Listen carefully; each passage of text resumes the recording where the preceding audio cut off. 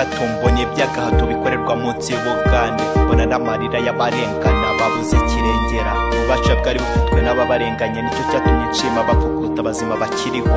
Ni ukuri bose barutwa n'utarageze bahunga, bo n'imirimo mibi by'abapolisi bakoreye ku rupfu rw'umubyeyi wanyibarutse. Niho nkomoka, ni mu cyaro mu muryango w'abakene, nta n'umwe wakuvugira iyo ubabaye, bose bakutera utwatsi.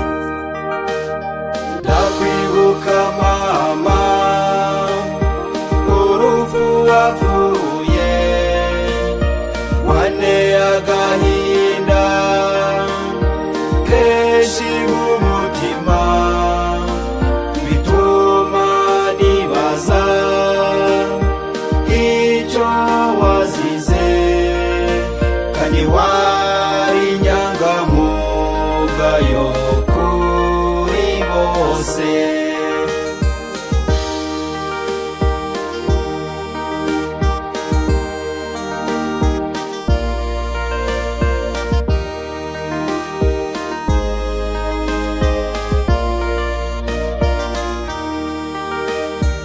Life ni vita, ni nanu na pisha. Wajyaga bimbwira ati mwana wanjye ndabona abanzi bangera amajanja, nshakira udufaranga nimuke mve hano hantu, kuko ndabona ari habi, n'ubundi ndabona nzahasiga agahanga. Nanjye nti hoya hoya mukecuru, ntawe uzakwivugana, nari nzi ko ari mu miryango w'ubucuti n'abavandimwe bazakwitaho bakagusazisha neza, ariko sinamenye ko ari bo bazakwambura ubuzima. Ndakwibuka mama, urupfu wapfuye wanteye agahinda kenshi mu mutima, bituma nibaza icyo wazize, kandi wari inyangamugayo kuri bose.